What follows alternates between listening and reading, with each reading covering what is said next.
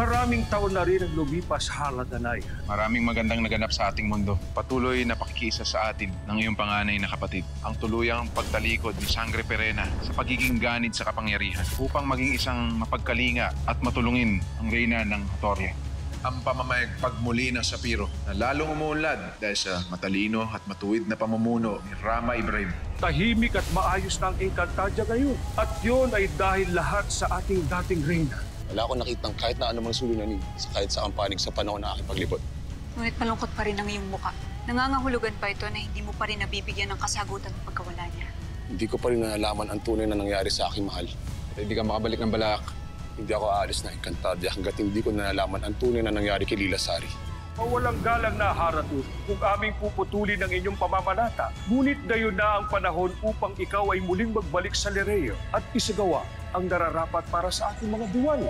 Deserte, yang ne desevia enma, es vedu el de sentia avilar lav sa gemante.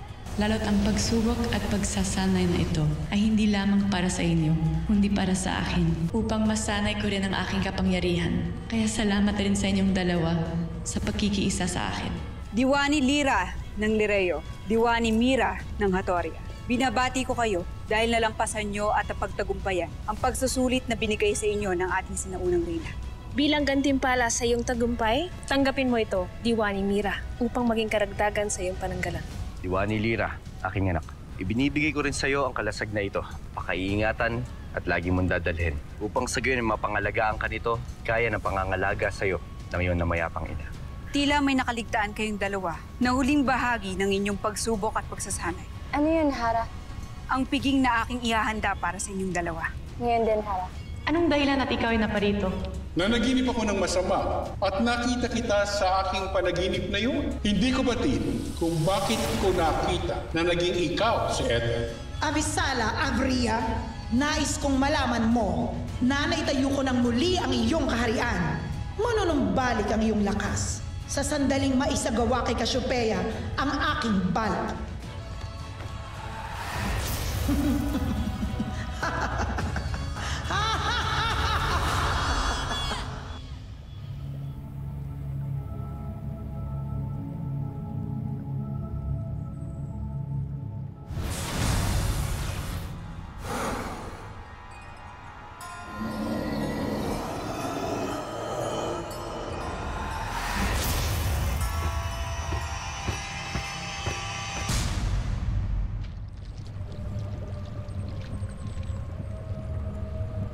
Ipakita mo sa akin kung nasaan ngayon si Ether.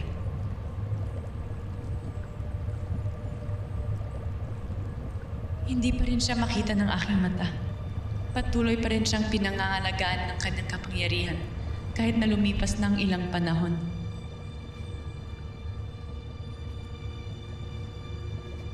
Nararamdaman kong narito ka sa paligid. Magpakita ka, Ether! Esta demas. Nagapi ka na ng basalang Emre. At sa palagay mo ba'y madali lamang mapaslang ang gaya ko? Alam kong nabuo ng muli ang brilyante ni Emre. Ibig sabihin, tapos na ang sumpa sa'yo ng iyong bathala. Ibig sabihin, ay maaari ka ng mapaslang! Sa tingin mo ba ay kaya mong kalabanin ang isang bathaluman nang mag-isa at walang tulong mula sa iyong pinakamamahal na Emre? Hindi ka na kasing lakas ng dati basaluman kung may tuturing ka pang ang isang bathala. At gagamitin mo talaga laban sa akin ang sarili kong kapangyarihan?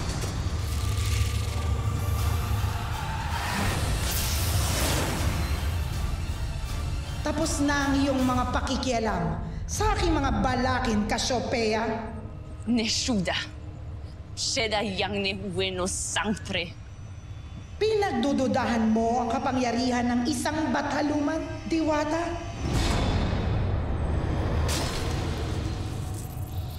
Siguro noon ay natalo mo ako.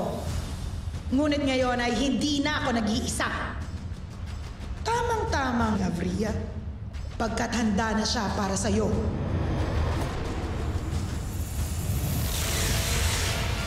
Sa bisa ng aking kapangyarihan ay binibigyan kita ng kalayaan upang sakupin ang katawan ng sinaunang diwata.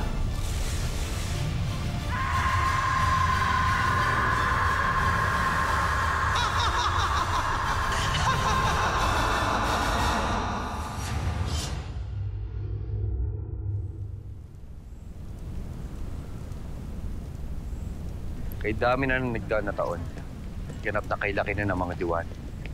Siyang tunay, Ibrahim. Sino mag-aakala na ang mga paslit na walang muwang noon ay maaari na rin mamuno ngayon? Dahil yan sa gabay na ibinigay sa kanila ng kanilang mga magulang. Nahuli man, ngunit mahalaga pa rin.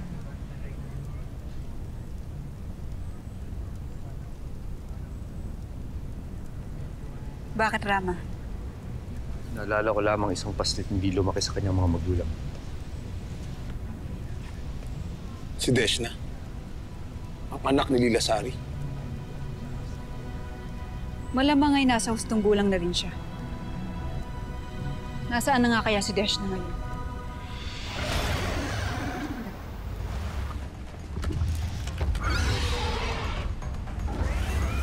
Ang alaga ko! Helgad! Helgad! Tawagin mo si Deshna, madali! Ilang beses ko bang kailangan ulitin sa'yo, Sarah, na hindi na Deshna ang ngalan ng aking anak? Wala akong pakialam kung anong ngalan niya, Helgad. Basta tawagin mo siya nang mabawi sa Argona ang aking alaga. Luna! Luna, lumabas ka! Luna! Sandali lang, Nanang!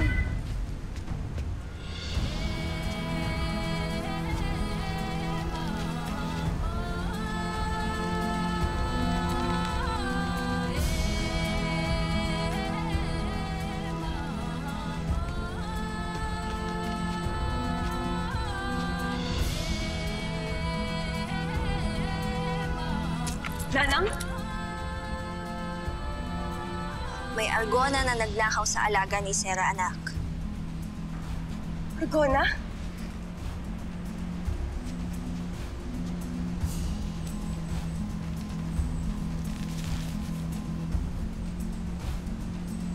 Maaari mo bang habulin? Oo, Nanang. Isa yung hamon to.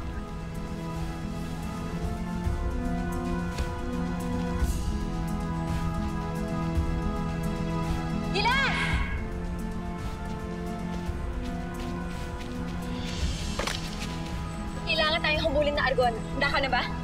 Kahit saan magpunta, Luna, masasama ako. Kung ganun, halika na. Luna!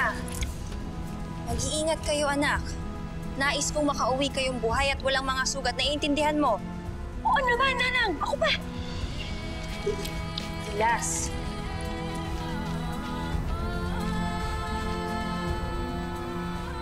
Kilala mo ang iyong kababata. Bantayan mo. Lagi naman. Luna, sandali!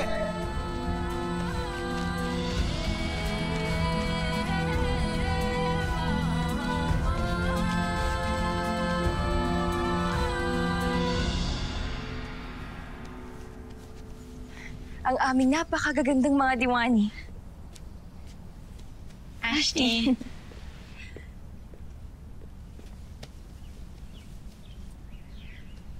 Nabalitaan ko na nagtagumpay raw kayo sa inyong pagsasanay at pagsubok. Kaya binabati ko kayong dalawa. Lalo na ako nagtitiwala sa inyo. At higit na tunay na magiging ligtas ang buong Encantadia sa aming susunod na mga pinuno.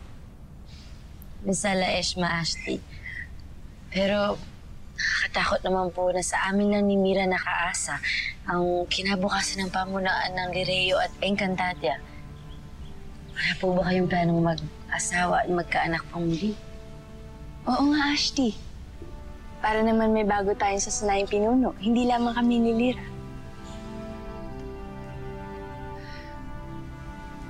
Hindi ko na muna iniisip ang pagkakaroon ng isang asawa at ng isang anak. Sapat na sa akin ng maging isang tagapagbantay ng mga brilyante at ng buong Encantadia. Huwag na muna kayo magsalita ng tapos, Ashley. Oo nga po. Hindi niyo po ba namimiss na magkaroon ng anak?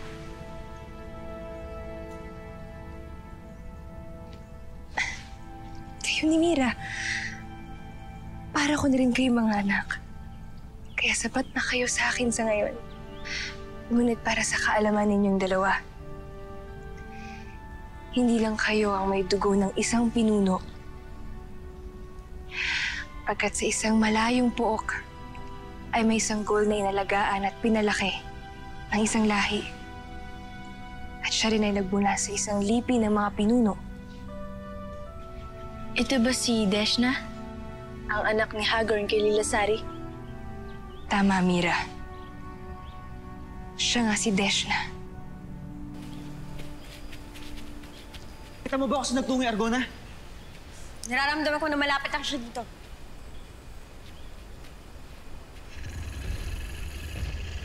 Luna!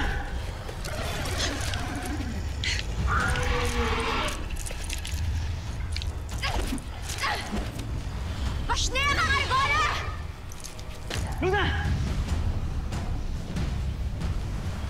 Bumalik ka, Argona! Tayo pala yung katapat nun eh. Ah! Gilas! Ah! Luna! Ah! Luna! Luna! Luna! Nasaktan ka ba? Hindi ah! Bakit pa kasi nahamon-hamon mo pa eh? Halika na, balik natin lagi ni Sarah.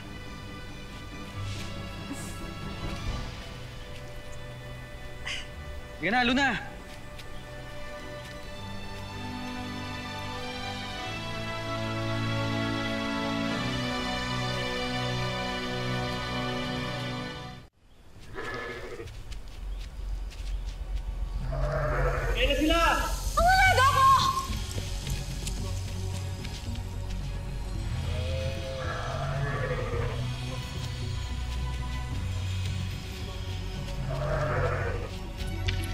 Luna, salamat kay Emily at nakabalik kayo. Nanang, anong ginagawa mo? Tinitignan ko kung may mga sugat ka. Maayos naman ako, Nanang. Nalagay ba kayo sa panganib? Hindi. Gilas.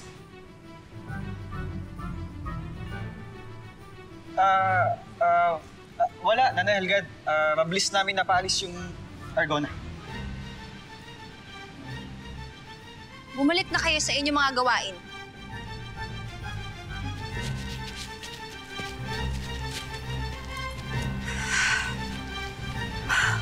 Estado ka, Luna.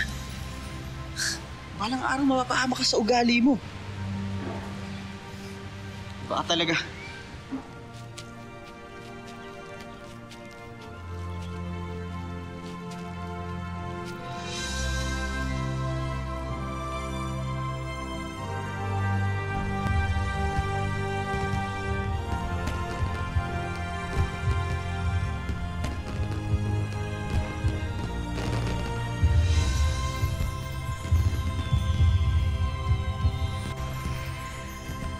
Mga mahal na Diwani, ipinapatawag na po kayo na mahal na Reyna.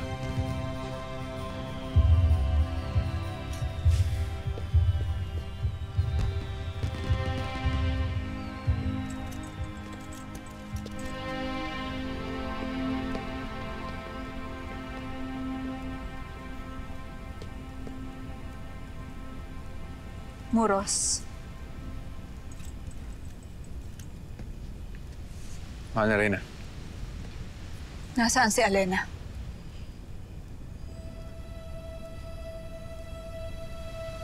Sa palagay mo ba ay dadalo pa siya ngayong gabi?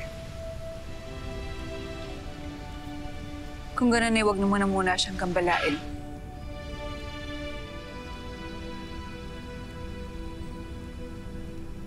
Andito na ang mga Diwani.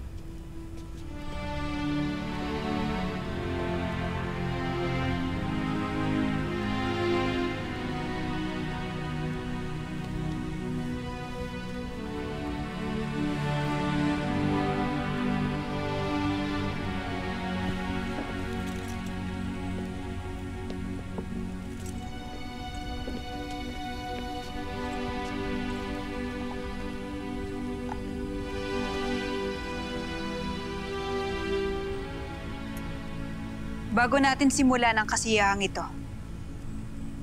nais kong ipakilala sa inyo ang anak ng ating yumaong haramihan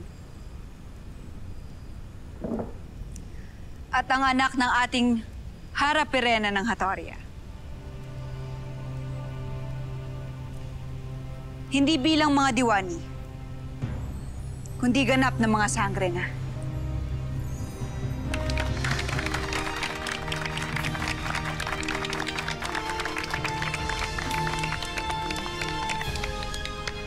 Mula ngayon ay magiging katuwang namin ni Rama Ibrahim, Hara-Pirena, at Nonong Imaw, ang mga bagong sangre sa pangangalaga sa inang brilyanteng handog ni Emre at sa buong Encantadia.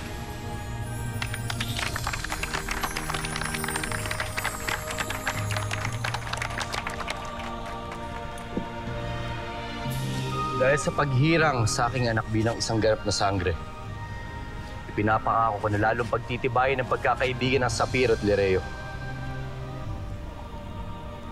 Sala Esh, Mama.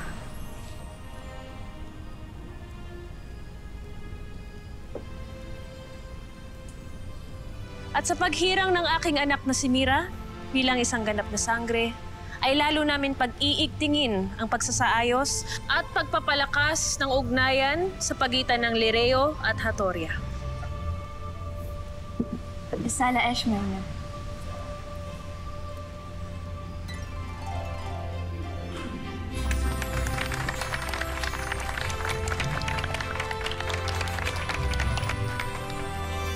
Hasna Ivo Libe sa mga bagong sangre ng Encantadia.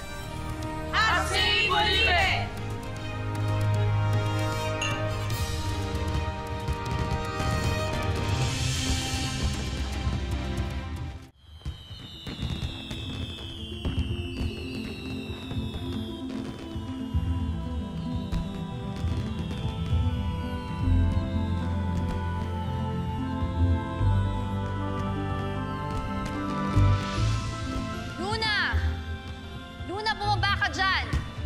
Luna, bumaba ka!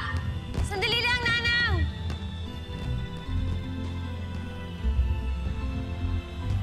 Bakit, Nanang? Luna, ilang beses ko ba dapat sabihin sa'yo na huwag kang aakyat hanggang sa tuktok na mga puno? Kinakabahan ako sa tuwing hindi kita nakikita. Patawad, Nanang. Napighani lamang ako sa mga kulay ni Ilon na pumuputok sa dakong ilawot. Tiyak na may kasiyahang nagaganap sa palasyo ng mga diwata. Ilang beses mo na sila nababanggit. Ngunit, bakit wala akong nakikita mga diwata dito? Katulad rin ba natin ng itsura nila, Nanang? Magaganda rin ba sila tulad natin? Mahaba ang mga tenga? Wala ka naman ng mahabang tenga, Luna. Iba kaya ang itsura mo sa aming mga... Shhh, Kina. Huwag mong tutoksohin si Luna.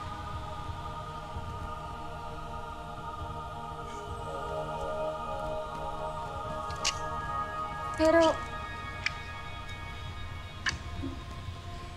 bakit nga ba hindi mahaba ang tenga ko? Kaya ni Nanang. Eh kasi nung ika'y sanggol pa, kinagat ng isang argona ang iyong mga tenga. Kaya yan umiksi. Pero bakit wala akong marka tulad niyo? Dahil ipinaglihit kita sa makinis na buwan. Tama na ito. Halika na, umuwi na tayo. Ngunit, di mo pa rin sinasagot ang aking katanungan. Ano nga ba yung mga itsura ng mga diwata? Anong klase sila mga engkantada? Maganda sila tulad mo, anak. Mababait, marangal, makatarungan. Kailan kaya tayo makakita ng mga tulad nila? Maaari ba tayong magtungo ng Lireo para bumusita? Sige na, Nanang. Sige na, alika na. Hindi maaari. Kailanman ay hindi tayo magtutungo roon at hindi tayo magpapakita sa kanila. Nanang, nagtatanong lang naman si Isa at Luna. Bakit galit ka agad? Patawad, mga anak. Ngunit batid ninyo na hindi tayo maaaring bumaba sa kapatagan. Hindi ba? Pero bakit nga ba hindi maaari, Nanang? Luna, napakarami ng iyong tanong. Itago mo muna yan sa ibang araw. Sa ngayon, sundin niyo muna ang aking nais nang tayo makauwi na. At kailangan pa magpahinga ng iyong kapatid.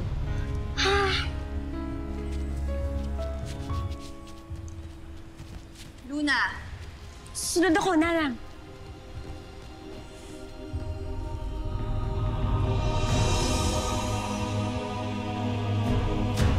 Gilas! Bumaba ka nga dyan!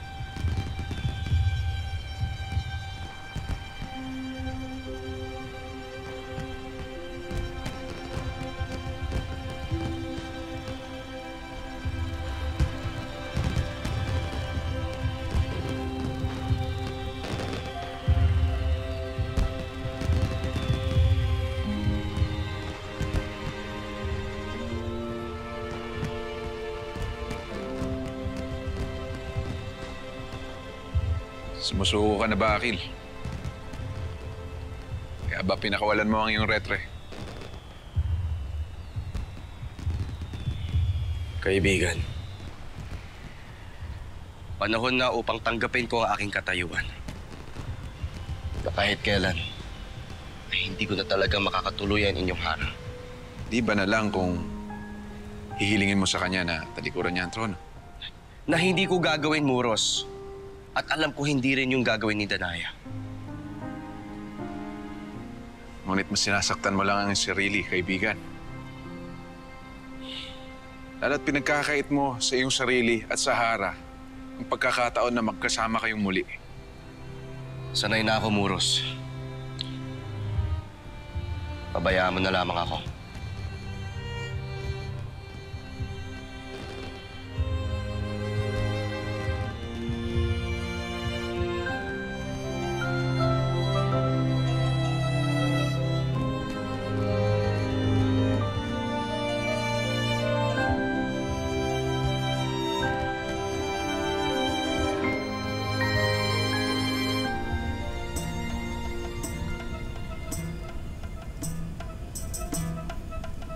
Sasaya ang lahat, ngunit bakit tila malungkot ang Hara? Minaalala lamang ako, Perena.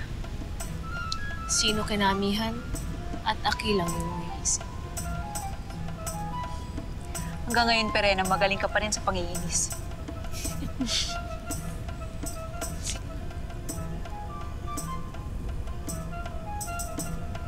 Mahal na Hara, alis ka na. Nais ko na magpahinga, Nuno. Ngunit ipagpatuloy niyo ang inyong kasiyahan.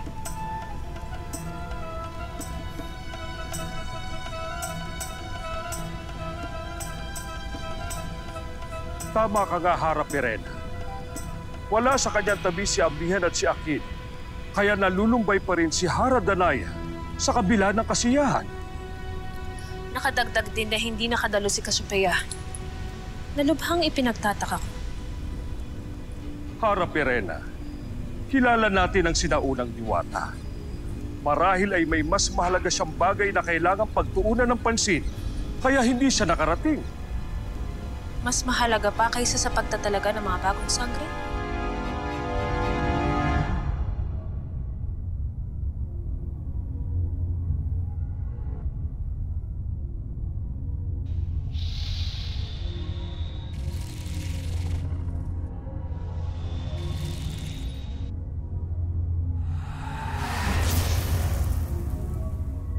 Ano ang nangyari sa iyong paghahanap?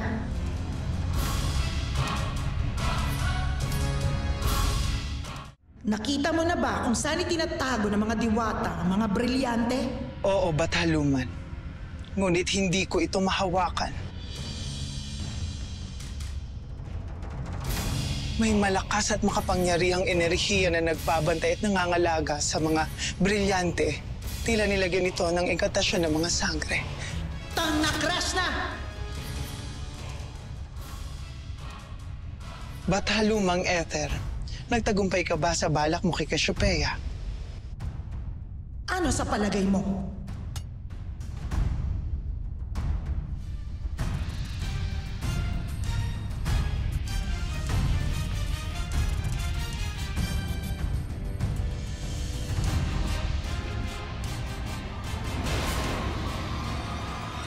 Ang dala mong brilyante ng lupa. Humingi ka ng tulong roon upang mahanap natin si Cassiopeia. Buti nang umuwi ka na. Susundan lamang ako. Pinahiram lamang siya sa iyo ni Cassiopeia at ni Sangre Alena. Balang araw ay kapalaran mismo ni Luna ang maghihiwalay sa iyo sa kanya. Gusto ko nang ibangon muli ang Etheria sa lalong madaling panahon. Dito na huminto ang enerhiya mula sa iyong brilyante, Danaya. Tila may panganib akong nararamdaman. Kung ganun ay ihanda ninyo ang inyong mga sandal. Amihan, matid mo kung ano ang mangyayari kung kainin mo isa sa mga bunga nito. Ito na lang ang paraan, Hades, upang magbalik ako sa aking mag-ama.